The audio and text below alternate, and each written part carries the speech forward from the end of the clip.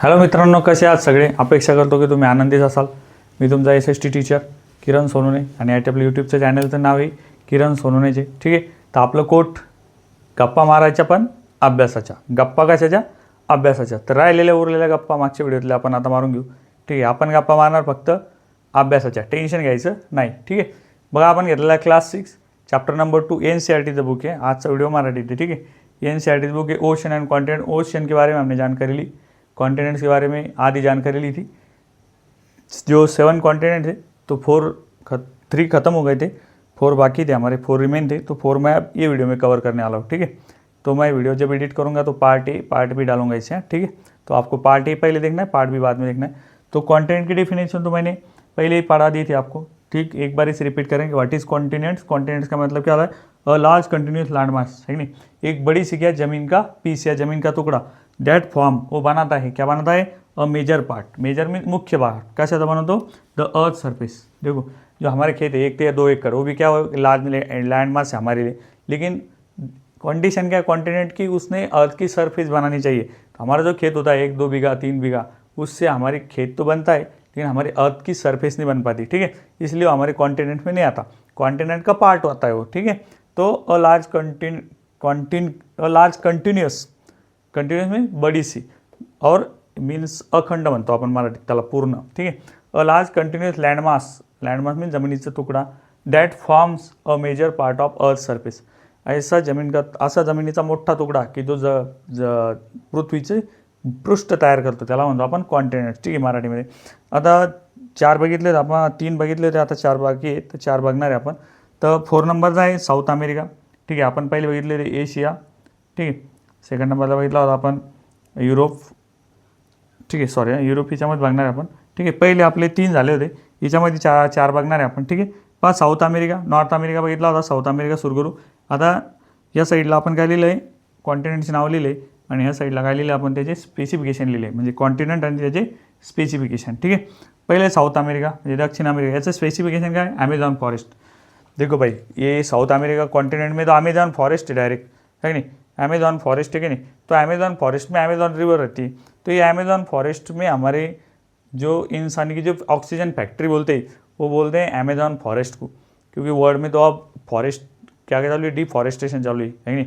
हर जगह जंगल कटाई चालू हो गई लैंड के लिए, एक्वायर करने के लिए, खेती के लिए, रहने के लिए, फर्निचर के लिए. हम क्या कर रहे हैं? बेसुमार क्या करू आपण? वृक्षतोड करू राहिलो. त्याचे वाईट परिणाम काय होतात की जगावर ऑक्सिजन कमी पडू राहिला. पण दक्षिण अमेरिकेमधलं एक जंगल आहे, अमेझॉन जंगल, त्याला अशी ओळख आहे की जगाचे फुफ्फुस म्हणतात त्याला, जगाचं म्हणजे वर्ड्स लंग्स कहते उसे हिंदी में, है की नाही. म्हणजे सगळ्यात जास्त ऑक्सिजनची फॅक्टरी सध्या जगात कुठे इथं साऊथ अमेरिकेजवळ अमेझॉन फॉरेस्ट, है नहीं. क्योंकि ट्रीज क्या करती है? फोटोसिंथेसिस के टाइम क्या करती है? कार्बन डाइऑक्साइड लेती है और ऑक्सीजन क्या करती है? रिप्रोड्यूस करती है. तो उससे हम क्या करते हैं? इंटेक करते हैं, उससे हम क्या करते हैं? सस्टेन करते हैं. ठीक है. तो इसमें अलग अलग एनिमल स्पेसीज भी पाई जाती है. वेजिटेशन भी अलग है और हैबिटेशन भी अलग है. ठीक है. तो हैबिटेशन के बारे में हम देखेंगे तो बहुत सारी एनिमल्स की प्रजाति है, जैसे कि एनाकोंडा, एक सांप बोलते हैं महीने, जो बहुत बड़ा है दुनिया में, तो कहाँ मिलता है?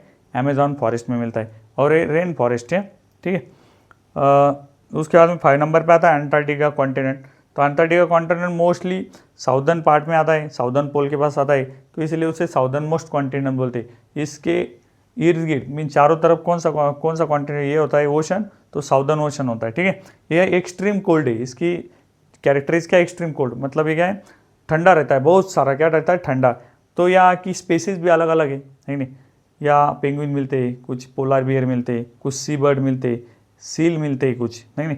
इस तरह अलग अलग रीजन में अलग अलग क्या मिलते हैं? एनिमल की स्पेसीज मिलती है. यूरोप, अब यूरोप को तो पता ही मत. यूरोप में पहले मॉडर्नाइजेशन शुरू होता है कि नहीं, आपको पता है. हमारे ऊपर जो ब्रिटिश का ये था रूल था, तो कहाँ से बिलोंग करते थे? यूरोप से. तो यूरोप में तो सबसे पहले क्या चालू हुआ था? मॉडर्नाइजेशन चालू हुआ था. घर की फैक्ट्री का हो या फिर मशीन, ये इनोवेशन हो, वो सब का शुरू हुआ था यूरोप में होता. तो ये जो कंट्री टेम्परेट जोन में थी, और जैसे लॉन्ग हिस्ट्री, इनकी हिस्ट्री बहुत लंबी है. जैसे ब्रिटेन हमारे ऊपर आए थे, पोर्तुगीज आए थे, स्पेन आए थे, है नहीं, फ्रेंच आए थे. इन्होंने दुनिया पे क्या किया था? राज किया था, है नहीं. ट्रेडर बोल के आए थे और किंग बन गए थे हमारे. जैसे हमारे इंडिया में भी ट्रेडर्स बन के आए ब्रिटिश, पोर्तुगीज़, और हमारे ऊपर रूल किया उन्होंने, है क्या. तो डेवलप नेशन है, इसमें क्या है? पूरे डेवलप नेशन है. जैसे जर्मनी आता है, फ्रांस आता है, इंग्लैंड आता है कि नहीं. ये पूरी यूरोप कंट्रीज है, ये डेवलप कंट्रीज है, ठीक है। तो ये भी पॉपुलेस्ट कंट्री है क्योंकि ये डेवलप है, या हर टाइप्स की लैंग्वेज, हर टाइप्स के रीजन के लोग यहाँ मिलते हैं क्योंकि यहाँ एम्प्लॉयमेंट ज़्यादा अवेलेबल है। तो वर्ल्ड में से सारे लोग यूरोप को क्या करते हैं, प्रेफर करते हैं रहने के लिए, ठीक है, उसका क्लाइमेट और वहाँ होने वाली उपलब्ध अवेलेबल होने वाली एम्प्लॉयमेंट के लिए, ठीक है। बाद में ऑस्ट्रेलिया, ये सबसे छोटा कॉन्टिनेंट है हमारा, ये एक कंट्री भी है और उसी कंट्री का नाम क्या है, एक कॉन्टिनेंट भी है ऑस्ट्रेलिया, ठीक है। द स्मॉलेस्ट, सबसे छोटा है, और सिंगल कंट्री, एक छोटा देश भी है वो, ठीक है। और ये लैंडस्केप है वहाँ, लेकिन कुछ जगह क्या है, डेजर्ट वगैरह है या टफ है कि नहीं, रफ लैंड बोलते हैं उसे, हम उसे इनफर्टाइल लैंड बोलते हैं हमारी लैंग्वेज में, ठीक है। तो इस तरह हमने 6 स्टैंडर्ड को ओशन और कॉन्टिनेंट हमारा ये ख़त्म हो गया। आपको वीडियो पॉज करके ये क्या कर लेना है, लिख लेना है नोटबुक में, ठीक है, और इसे रट लेना है, ठीक है, समझ में आया, ठीक आहे। तर आजच्या गप्पा इथंच संपल्या, ठीक आहे। गप्पा मारायच्या पण अभ्यासाच्या, पुन्हा भेटू नवा विषय नवा व्हिडिओ। थँक्यू।